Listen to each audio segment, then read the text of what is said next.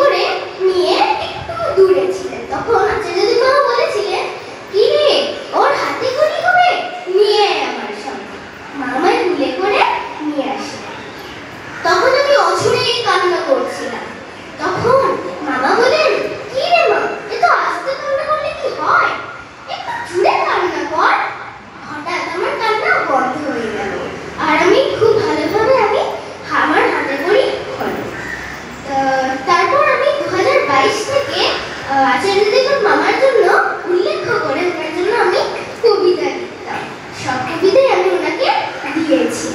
আর উনি এটা পড়তেন, উনি ওই চিঠিটা, কবিতার কাগজটা উনি নিজের কাছেই রেখে দিতেন। আর 2024-এ আমি অভিনেতাকেও উল্লেখ করে একটি কবিতা লিখেছিলাম। তখন বড় উৎসবের জন্য একটা মিটিং চলছিল, আর আমি ফিলান্থ্রপিসের ভিতরে দাঁড়িয়েছিলাম। তখন অন্নদাদা এসে বললেন, কি রে, দাদাকে দেখবি? আমি বললাম হ্যাঁ।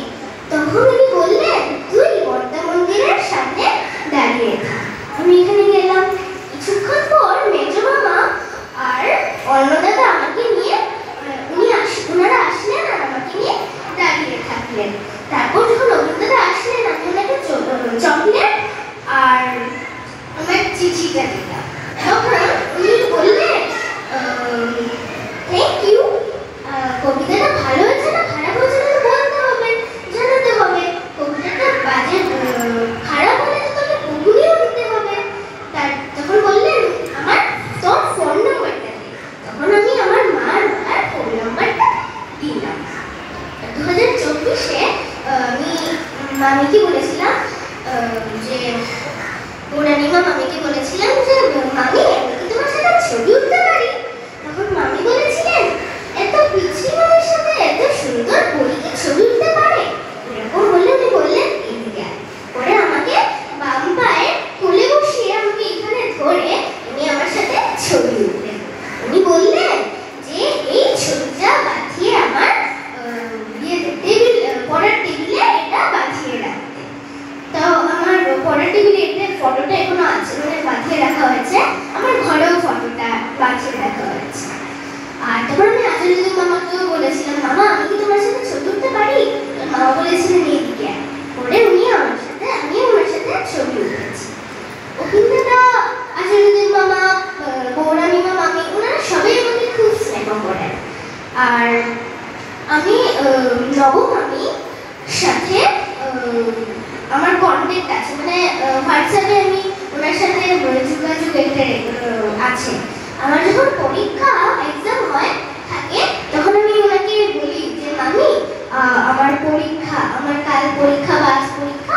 তখন উনিও আমাকে রিপ্লাই করেন যে ঠিক আছে, ভালো করে পরীক্ষা দেবে। উনিও আমাকে রিপ্লাই মেসেজ করেন।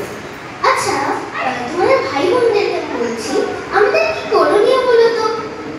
আমাদের করণীয় হলো যে আচার্যদেব মামা, অবিন দাদা, ওনাদের কথা মেনে চলা।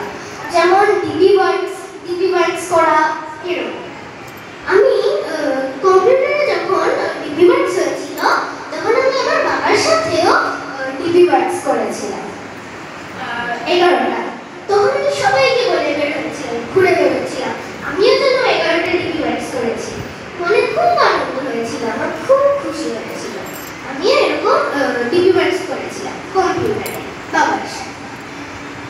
আর আরেকটা কথা আমি তোমাদেরকে বলছি, আচ্ছা, সৎসঙ্গী আর অন্য সৎসঙ্গী যারা না, অন্য মানুষদের সাথে তফাৎটা আমাদের কি বলতো? আমরা সৎসঙ্গী যে হবো, আমরা ঠাকুরের মানুষ, এটা আমরা কিভাবে বোঝাবো?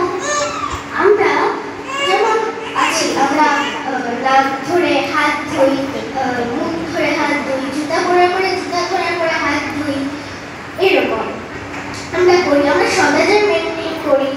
আর এইগুলো আমরা যখন করি, তখন আমরা মানুষদেরকে দেখি, মানুষেরা বুঝে আমরা সৎসঙ্গী, আমরা সদাচার পালন করি, আমরা নাক ধরে হাত ধুই, পা ধরেও হাত ধুই, জুতা ধরে হাত ধুই।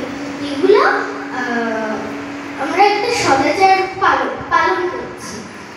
আমরা ঠাকুরের মানুষ, এটা বোঝায়। ওটাই বলছিলাম। আজ তারপর আমি যখন স্কুলে যাই, টিফিন টাইমে আমি আমার বন্ধুদেরকে বলি, এই জানিস ঠাকুর না এই বলেছেন, ঠাকুর না বলেছেন যে নাক ধরে হাত ধুতে হয়, মুখ ধরে হাত ধুতে হয়। ঠাকুরের ছোট ছোট বাণী বলি, ছোট ছোট গল্প বলি, আর ছোট ছোট গল্প, ছোট ছোট বাণী এগুলো বলি। আর আমার বন্ধুরা এগুলো খুব শুনে, খুব ভালো লাগে ওদের। আমার একটা বেস্ট ফ্রেন্ড, ওর দিদা একবার দেওঘর গিয়েছিলেন 2024 সালে, দেওঘরে গিয়েছিলেন। তখন উনি ফেরার পথে আমাদের ঠাকুর বাড়ির দর্শন করেছিলেন, ওনার খুব ভালো লেগেছে। তখন আমার বেস্ট ফ্রেন্ড বলেছিল যে, এই জানিস আমার দিদা না আসার সময় তোদের ঠাকুর মন্দির দেখে এসেছে, ওনার খুব ভালো লেগেছে।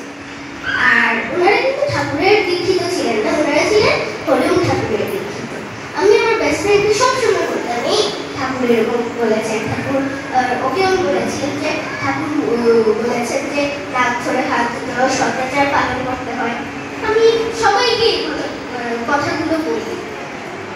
আর আমি এই কথাটাই বলে আমার বক্তব্যটা শেষ করছি।